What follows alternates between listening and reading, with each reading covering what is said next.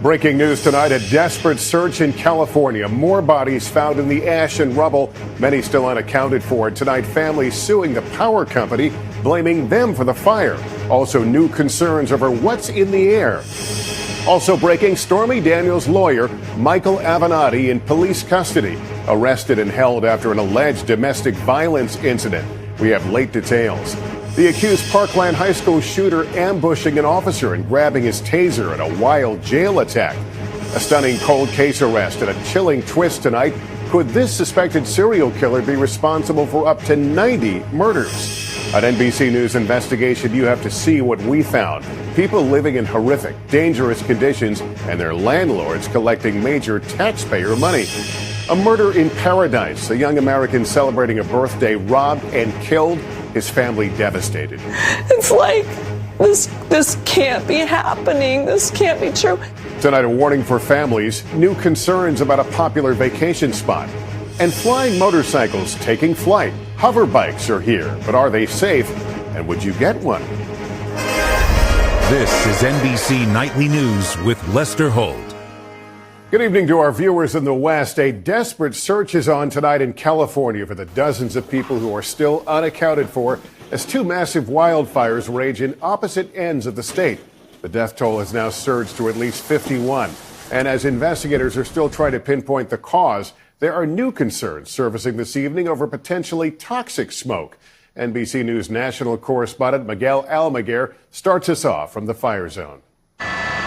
Tonight in the smoldering mountains outside Los Angeles, a grim discovery. The 51st body in a skyrocketing statewide death toll. With more than 9,000 structures torched, most in Northern California, many are still unaccounted for. Carol Haxby's son missing for nearly a week. I don't know what I'm going to do. Families impacted by the fire in Paradise filing a lawsuit against Pacific Gas and Electric, the power company they blame for sparking the fire. While investigators have not yet determined the cause, if found liable, the utility says it could face financial trouble. Meantime, in Southern California, new questions. I think it's so serious that I'm afraid to think about it. Melissa Bumstead is one of many residents who fears her family has been breathing toxic smoke for days after fire scorched part of the Santa Susana field lab contaminated with toxic chemicals. When the fire incinerated all of the grass and the trees, that probably released a lot more contamination. But government officials say testing shows the air is safe. Some doctors and advocates call that a smoke screen. Smoke from any brush fire is dangerous to inhale. In this case, with these added very hazardous elements, it makes it far more dangerous. Tonight in hard-hit communities, new questions and worry, even after the firestorm has passed. This is the area where the most recent body was discovered. Firefighters say it could take days, even weeks, to look for the missing in this area. Lester, there is no question the death toll will rise. Miguel Almaguer, thank you. Tonight, snow is falling in parts of the South and Midwest, claiming 2 lives in a tour bus crash. That system, combined with rain in the Southeast, is expected to form into a powerful winter storm. Snow, sleet, and ice forecast from Arkansas to Pennsylvania starting this evening, while the Northeast corridor is bracing for snow and a travel nightmare tomorrow. Al Roker is tracking the threat. Tonight, dangerous, icy conditions sending a tour bus sliding off an overpass bridge in DeSoto County, Mississippi, just south of Memphis, killing 2 and leaving dozens more injured, according to authorities. This part of the first major winter blast slamming the South, Midwest, and Northeast with ice and snow at the start of the holiday travel rush. In Monroe, Louisiana, snow in November breaking a 68-year-old record. Eastern Arkansas and Memphis seeing snow and slick roads as well. While preps are underway in St. Louis and Indiana, both cities could see record accumulations. Winter-like weather making an early mark. From Arkansas to New England, we're talking about 85 million people at risk for some sort of winter weather watch, warning, or advisory. Here's what we look for as far as snowfall accumulations through Friday. Anywhere from 6 to 8 inches of snow back through the Midwest, and heavy snow through central Pennsylvania, upstate New York, and on into New England, and dangerous ice that could bring down trees and cause power outages. Lester, as you can see, this is a dangerous situation and a lot of airport and road delays through the weekend. Back to you. All right, Al, thank you. More breaking news tonight. Michael Avenatti, Stormy Daniels' lawyer and one of President Trump's biggest antagonists, is in police custody for alleged domestic violence. Let's get more from Pete Williams. Pete? Lester, police in Los Angeles say tonight that Avenatti has been arrested after they received a complaint of a domestic violence incident on Tuesday, but he says it's baseless. Avenatti's estranged wife says through her lawyer that she was not the victim. He filed for divorce from her last year. A frequent guest on cable TV, Avenatti has represented Stormy Daniels, who claimed to have a sexual relationship with Donald Trump, something the president has repeatedly denied. Avenatti has been a persistent critic of the president's, often trading barbs with him on Twitter, and of former Trump lawyer Michael Cohen. Avenatti's also been exploring a possible run for the White House himself in 2020. He calls this domestic violence accusation completely bogus, says he's never been physically abusive, and says the accusation is fabricated to harm his reputation. Lester? Pete Williams, thank you, Pete. Now to a wild attack in jail. The teen accused of the massacre at Stoneman Douglas High School in Parkland, Florida, now accused of ambushing an officer, even grabbing his taser. NBC's Kerry Sanders has details. Accused Marjorie Stoneman Douglas High School shooter Nicholas Cruz back in court today after a stunning turn of events, allegedly attacking a guard in jail. According to an affidavit, Wednesday afternoon, a deputy guarding Cruz told him not to drag his sandals on the ground while walking. Instead, Cruz responded by displaying his middle finger, rushed the deputy, and struck him in the face and hit him repeatedly. Investigators say it was all recorded on a closed-circuit camera at the Broward County Jail, including Cruz grabbing the deputy's taser-like device, like this one, before the deputy got it back. Andrew Pollock's daughter, Meadow, was among the 17 killed in the high school shooting. Today, reacting to word deputies eventually got the upper hand on Cruz. The officers should have finished what he started. That's what they should have done. And they had their opportunity last night.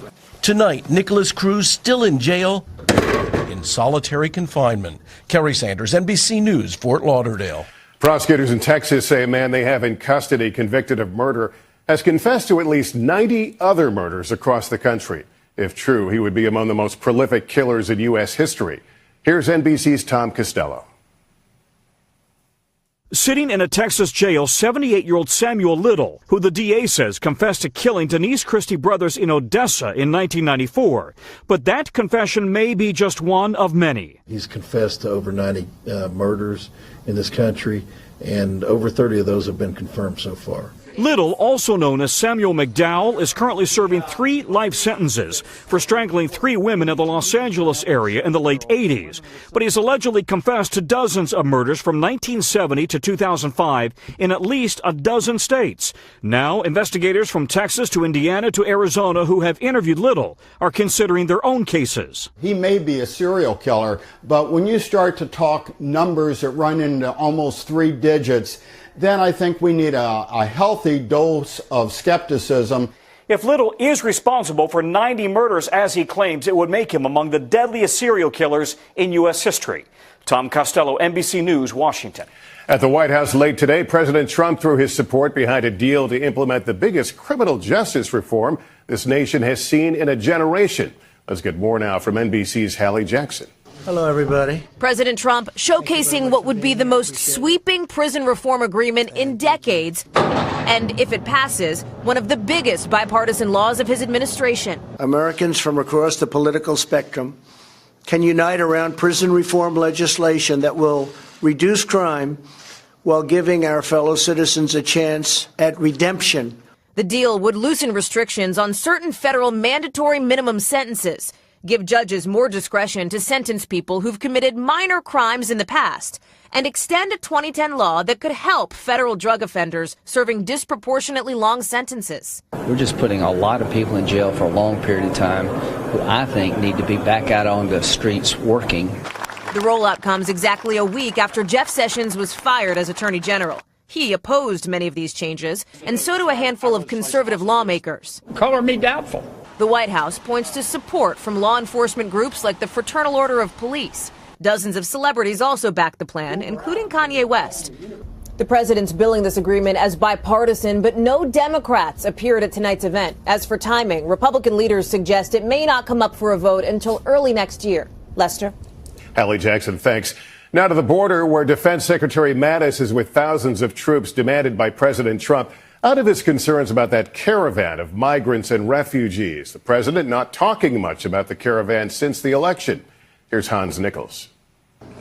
Defense Secretary Jim Mattis on the border getting progress reports and giving pep talks. One thing about the U.S. Army, we give you a mission, you'll do it, right? Oh. Preparing his troops to dig in for the holidays as they wait for the caravan of migrants and refugees still 1 week away from Tijuana. We want legal immigration. That's part of what makes America good. But illegal, we're going to carry out the law. Mattis touring with the embattled Homeland Security Secretary Kirstjen Nielsen, insisting the nearly 6,000 troops are mostly unarmed and won't apprehend migrants. The president has all but stopped talking about the caravan after daily warnings in the lead up to the election. I think you can't call it anything but a stunt here. Troops won't get combat pay, but some will receive an additional $250 a month for being away from their families. Hans Nichols, NBC News. Ahead of the holiday travel season, a warning from a family searching for answers after the murder of their son in Mexico. The homicide rate there has skyrocketed, and the State Department is urging tourists to be cautious. Let's get more from Gabe Gutierrez. Looks like Bill Jackson. Tonight, Taylor Meyer's family is devastated. This can't be happening. This can't be true. His mother in California reeling. Her 27-year-old son was visiting Playa del Carmen to celebrate a friend's birthday when he was stabbed to death. 3 people attacked him, stabbed him, took his wallet, his phone, his watch. Mexican police have just announced an arrest, but it comes as authorities investigate another case, the mysterious disappearance of 34-year-old Patrick Braxton Andrew, a teacher from North Carolina, who vanished 2 weeks ago from a Mexican village popular with hikers. Mexico welcomed nearly 40 million foreign visitors last year, but the country also recorded its highest homicide rate on record, with nearly 30,000 murders. That's even higher than 2011, when cartel violence soared. For years, the U.S. State Department has urged Americans to exercise increased caution when traveling to Mexico, and some areas carry a do not travel warning. They're beautiful areas, but it's not the same place that it used to be. As one family searches for answers, they're warning other travelers to be careful. Gabe Gutierrez, NBC News. Now to an NBC News investigation revealing that under the Trump administration and HUD Secretary Ben Carson, the number of families living in squalid conditions in federally subsidized housing has risen significantly, while landlords pocket millions in taxpayer money. Here's Stephanie Goss. The rain's coming from the roof down through here, dripping and into these buckets. These walls are the only thing standing between Walter Thomas, his wife Sarah, and homelessness. But the entire apartment complex in Hartford, Connecticut is falling apart, leaving families to deal with mold, roaches, rodents, even a collapsed ceiling. Erica Pierre is getting her college degree and lives here with her daughter. I don't want her to become an adult and live her life like this. Last February, this property failed a federal inspection by HUD. The landlord was supposed to make repairs, but in the months since, the city of Hartford has found dozens more violations. Yet every month, a check for $1,120 for each 3-bedroom unit, most of it paid by U.S. taxpayers, goes to a company run by this man, Eli Fish. In the past 2 years, nearly $1.5 million. The problem is nationwide and growing. NBC News analysis of HUD records has found more than 1,000 properties currently with failing grades. That's more than 40,000 families living in substandard conditions. And then there are properties like this one, which passed HUD inspection, even though it was infested with mice. Resident Terry Morrison says her landlord never made the repairs, and instead of taking action, HUD kept giving him more time. And then after that, then we give him an extension. And then and another then he'll extension. send his, exactly, and then his lawyers will get involved, and then there'll be another extension. And that's how the months start to build Pile up to years. After a year and a half of persistent problems and pressure from tenants, HUD finally canceled the contract. When residents at this Hartford building complained about holes in the ceilings, HUD officials agreed to meet, then vented their own frustrations. The tenants recorded it. The system is broken. We just don't have the staff for it. There's 432 properties in Connecticut alone. Yeah, Okay. I have 5 staff. Under Housing Secretary Ben Carson, HUD has shed more than 480 staff out of 8,000. There's no accountability in the process. Local activists say HUD does not have a firm grip on what's happening on the ground. For an unethical landlord, this is a boondoggle. You're going to get that check every month, and HUD's not there to stop you. It's not only possible, but it's considered legal and passable and acceptable by HUD. So what do landlords like Eli Fish have to say? Mr. Fish, I'm with NBC News. Can I talk to you about Not right now. the position of the infill? I'm going to call you later, okay? I've been trying to get in touch with you for quite some time, and I know you said you were going to call me back. Secretary Carson declined to be interviewed, but a spokesperson said he has launched a review of the inspection process. And, quote, the secretary believes very deeply that families should not be forced to live in housing that's unsafe, and taxpayers shouldn't be subsidizing it. I feel like I'm stuck, stagnated, can't get out. I don't have any control at all over any of this. Lester, HUD says the number of failed properties has gone up because they've been doing tougher inspections, but it doesn't explain why these landlords are allowed to keep their multi-million-dollar contracts. All right, Stephanie, thanks. Also, tonight, they're right out of a movie. Hover bikes are here, but are they safe? We'll take a closer look. Then the mystery winner of nearly $350 million now revealed. Next tonight, the future has arrived. You can finally order your very own hover bike, but it will cost you. And just how safe are they? Here's NBC's Jolene Kent. Tonight, vehicles that were once pure science fiction, like in Return of the Jedi, could soon be a reality. California-based HoverSurf says it's delivering these hover bikes next year. They're powered by 4 propellers and go about 45 miles an hour, zooming 16 feet above the ground. It's like a motorcycle, but the motorcycle flies like a drone. But at $150,000, the thrill doesn't come cheap. In Dubai, police are already getting trained on the hover bikes, and the competition will be fierce. Kitty Hawk Corporation developing these, and Uber even promising flying taxis.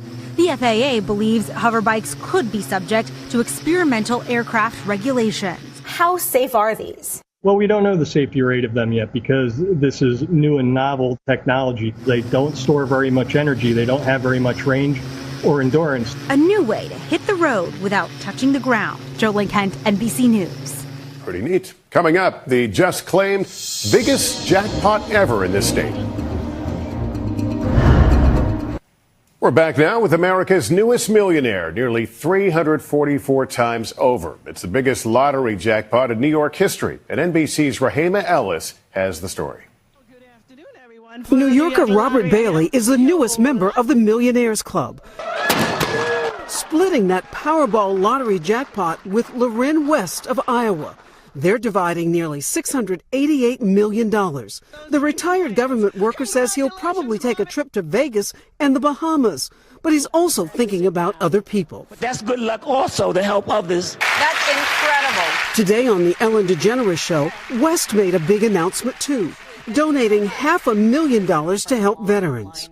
It's very important to me that we never forget the sacrifices. Tonight, there's an even bigger winner still unknown for the $1.5 billion Mega Millions ticket sold last month in South Carolina. Check your tickets. Rahima Ellis, NBC News, New York. Up next here tonight, meet Dr. Jackson and Dr. Jackson, twins changing the face of medicine. In tonight's Those Who Serve, twin sisters doubling down on a dream to change the field of medicine.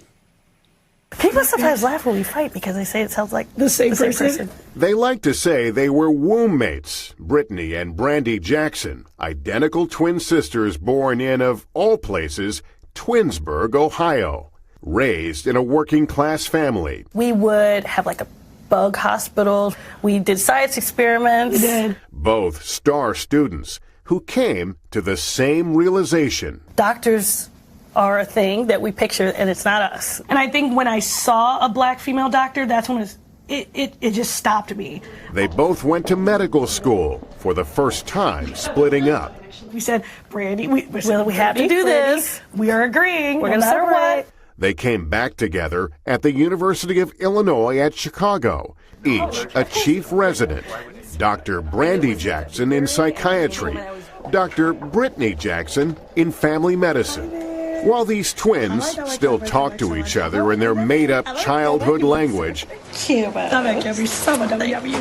they practice medicine with a purpose, to help the underserved. Do you have any allergies to anything? And through their website, Med Like Me, change the face of medicine.